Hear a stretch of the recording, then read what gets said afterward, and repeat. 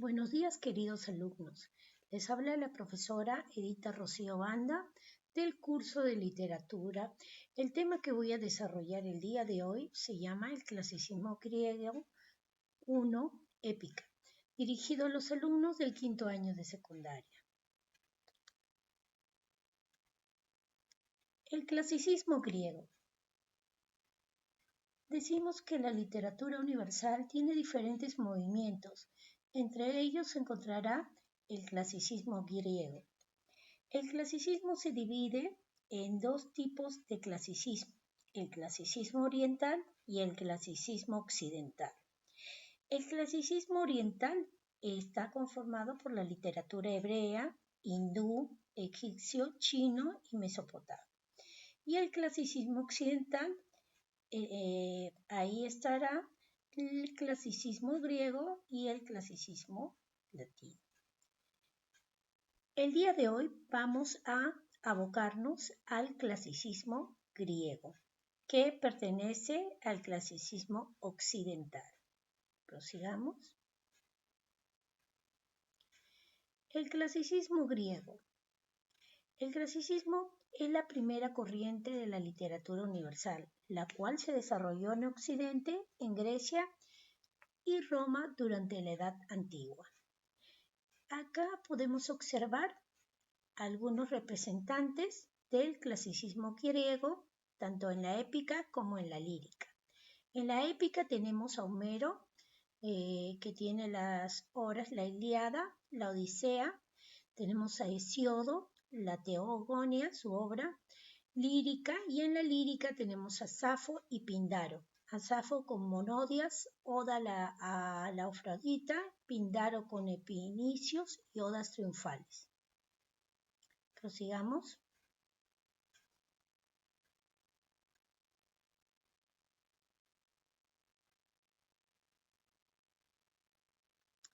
Las características de este periodo. Son muchas las características de este periodo, pero yo quería citar una de las principales, ¿no? Por ejemplo, la base mitológica, ya que sus obras se inspiran en mitos, ¿no? Esa base, la base es mitológica, ¿no? La base del clasicismo griego. También decimos que busca el equilibrio entre la forma y fondo. También diremos que hay un politeísmo antropomorfo, ¿no?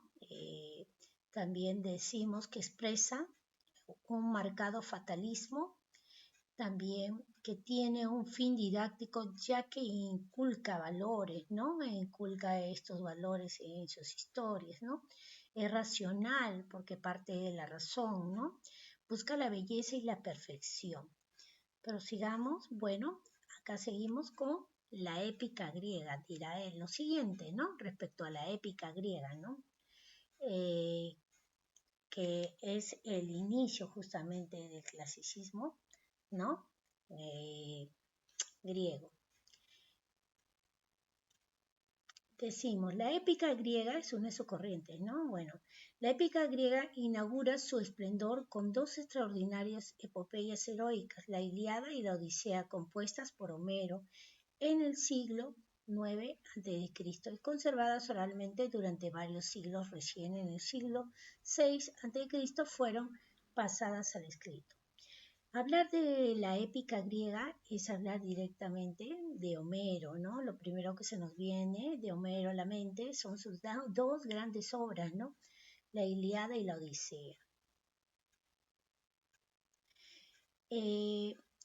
Vamos a ver un videíto acerca del tema, ¿no? Acerca de Homero, algunos datos importantes de Homero.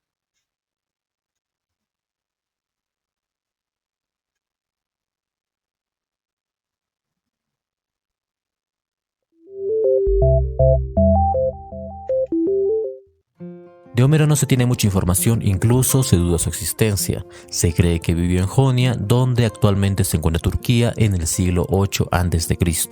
Y se dice también que se volvió ciego. Después se estableció en Quíos, donde fundó la escuela de cantores homéricos, quienes guardaron y continuaron su obra. Pertenece a la etapa de formación de la literatura occidental y junto con Hesíodo forman el pilar de la mitología griega. Se le atribuye a Homero ser un aedo, que eran artistas que cantaban epopeyas acompañados con su forminge. Se diferencia del rapsoda, pues este recitaba su poema acompañado de un simple bastón. Compuso los poemas para ser escuchados, de ahí el uso de epítetos o fórmulas para los momentos en que se olvidaba lo que seguía. Por ejemplo, en vez de decir simplemente Zeus, alargaba la oración para tener más tiempo diciendo Zeus el que amontona las nubes. Usó un lenguaje especial, es decir, un lenguaje literario. No utiliza el lenguaje común con que se hablaba en su época en conversaciones cotidianas. También Homero describe en sus obras un mundo de valores y guerras aristocráticos. Además, sus obras se basan en la guerra de Troya o los mitos del siglo troyano. Aunque el debate en torno a Homero estuvo siempre presente, la cuestión homérica inicia con Franz Söderland, quien sostuvo que los dos grandes poemas atribuidos a Homero eran fruto del ensamblaje de obras de distinta procedencia. Es la controversia que ha causado el problema de la autoría de los poemas homéricos. De esta manera está presente la duda de la existencia de una persona que haya creado los poemas. Los principales puntos de debate son sobre si ambas obras pertenecen a un mismo autor. Las teorías analíticas del siglo XIX, encabezadas por Friedrich August Wolff, afirmaban que la Ilíada y la Odisea eran de distintos autores. Luego surgieron teorías unitarias que defendieron la paternidad homérica de los poemas. Las obras atribuidas a Homero son la Ilíada y la Odisea, que son dos de las grandes epopeyas de la Grecia clásica que tienen en común la guerra de Troya. Pertenecen a un mundo aristocrático ideal y fiel a la vida griega en la época heroica. En los hechos intervienen los hombres y los dioses que determinan el curso de la existencia. El hombre está sometido al destino, que a su vez es voluntad de los dioses. Ambas se conforman por 24 cantos y son los pilares y obras maestras en las que se sostiene la literatura occidental.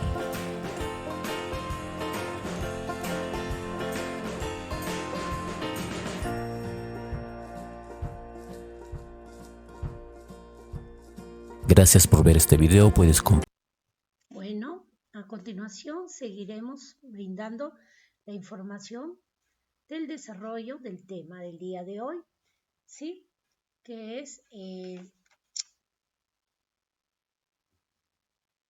el clasicismo griego, ¿no? Veamos, la épica griega. Acá en la épica griega mencionamos justamente a Homero, ¿no? Si bien es cierto, cuando nos ponemos a pensar acerca de la épica griega, lo primero que pensamos es en Homero y sus dos grandes obras conocidas, ¿no? Vamos a hablar un poco acerca de Homero. Dice, su verdadero nombre fue Melisigenes. Su nombre deriva de Homerón, el que no ve, autor de la Ilíada y la Odisea, Patrocominaquia, ¿no? Prosigamos. Simboliza la epopeya griega. Según el historiador Heródoto, Homero habría nacido en Esmirna entre los siglos 9 y 8 a.C., aunque hay otras 6 ciudades, Colofón, Salamina, Rodas, Argos, Atenas y Quíos, que se disputan ser su cuna, ¿no? Es que él nació a orillas de un río, ¿no? Entonces, estas ciudades se disputan, ¿no? Su lugar de procedencia. Dicen de que él nació en una de estas ciudades, no se sabe exactamente dónde nació, ¿no?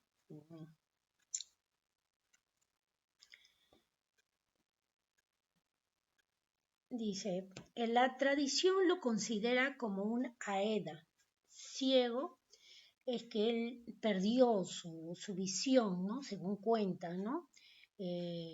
Homero significa que no ve, dice.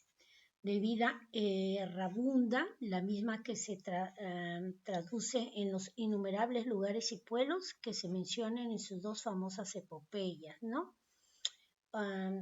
Decíamos que Homero pertenecía a los Aedos, ¿no? En ese tiempo existían, ¿no? Los Aedos y los Rapsodias, ¿no? Rapsodas. ¿Quiénes eran estos? Estos eran cantores que difundían hazañas de los pueblos, de los héroes, ¿no?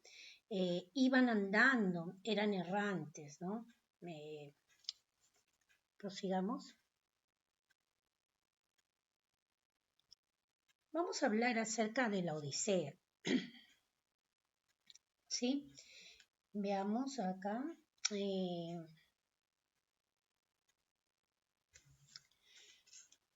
Acá vemos una imagen, ¿no? Acá se interpreta visualmente que la que está tejiendo, ¿no? Es Penélope. Van a ir comprendiendo poco a poco, según el relato, ¿no? Porque la imagen de una mujer tejiendo, ¿no? Y alrededor de ella hay hombres, ¿no? Con flores, ¿no? Como pretendientes, ¿no? Esta imagen hace alusión a Penélope, ¿no? La esposa, ¿no? Dentro de la Odisea de Ulises o Odiseo, ¿no? También era llamado Odiseo u Ulises, ¿no? Uno de los dos, ¿no? Se les puede llamar. Vamos a ver qué más vemos, a ver, vamos a ir narrando esto. Veamos. Acá vemos algunos datos de la Odisea. Por ejemplo, vemos la Odisea, ¿no? Podemos ver que la Odisea posee 24 cantos y dice reúne 12.110 versos. Es la epopeya de la paz, el retorno de Odiseo a su patria y el reencuentro con su familia, ¿no? Diremos que el tema central en sí es el retorno de Odiseo, ¿no? Su contexto es en las islas en el Ponto e Ítaca, ¿no? El verso que existe acá es el hexámetro, ¿no?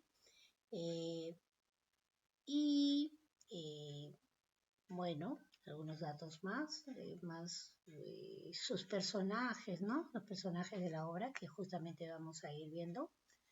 ¿Qué podemos decir, ¿no? En primer lugar, acerca de la Odisea, ¿no? Diremos que en la Odisea se habla del retorno de Ulises, ¿no? Ulises quería retornar a Ítaca, ¿no? Y alrededor de él suceden una serie de aventuras, ¿no? Pasan una serie de cosas, ¿no? Hubieron muchas mujeres que trataban de retener a Ulises, no querían que él regrese, ¿no? Primero Calixo, ¿no? Que Calixo era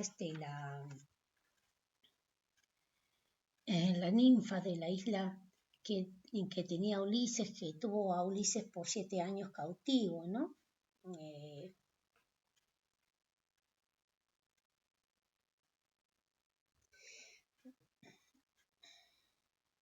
Quería Calixo que él no cumpla su destino, ¿no? Porque ella estaba enamorada de él, ¿no? Y por eso lo retiene 7 años. Se dice que ahí suceden una serie de acontecimientos, ¿no? Ulises se enfrenta a Polifemo, que es el hijo del dios Poseidón, ¿no? El dios del mar, ¿no?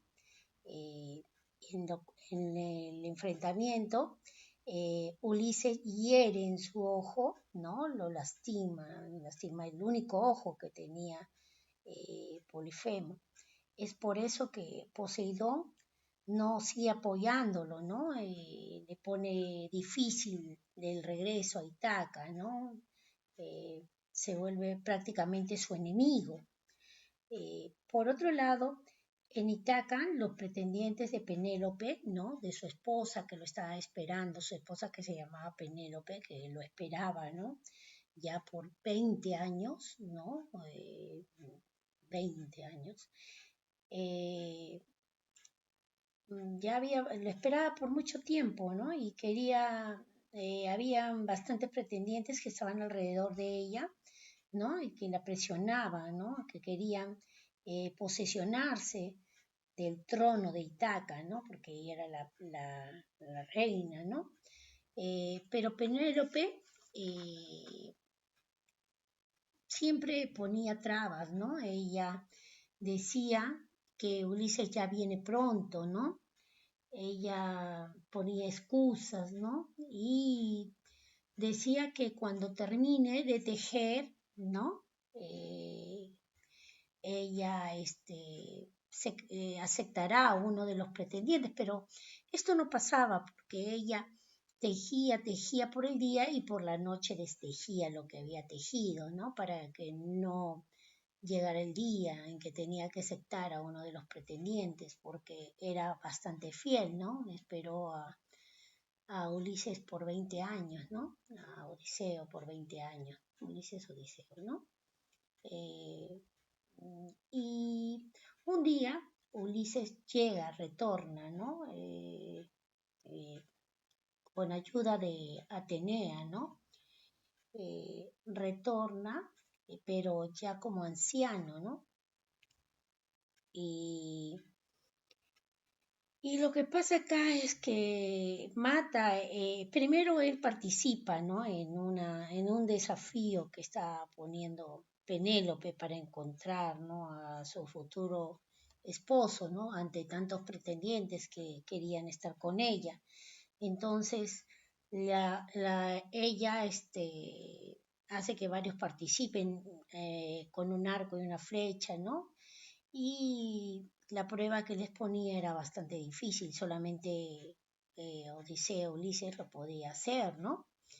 Entonces Ulises cuando llega es un anciano, ¿no? Entonces eh, él participa y él gana la prueba, ¿no? Entonces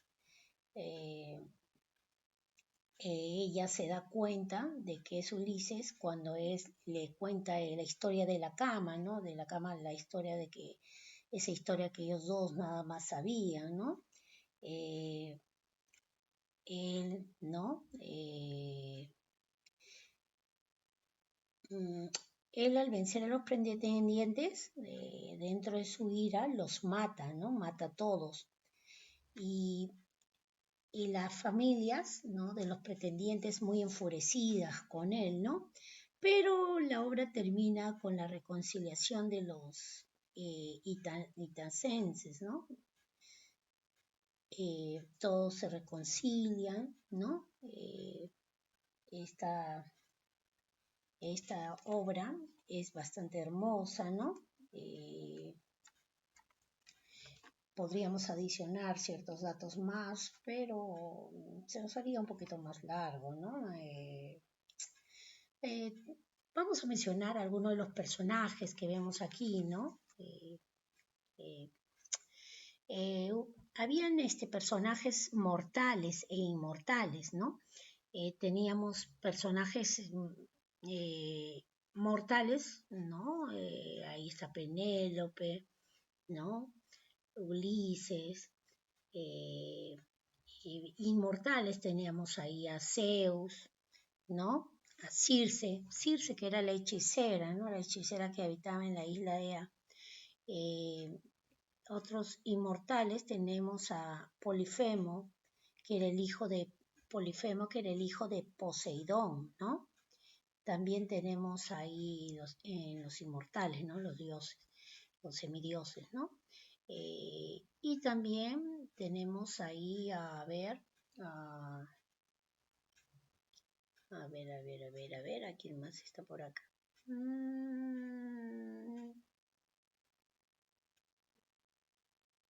Anticlea, ¿no? Anticlea, que podemos observar que era la madre de Ulises, que cuando él retorna ya la encuentra muerta, ¿no? Ya había fallecido.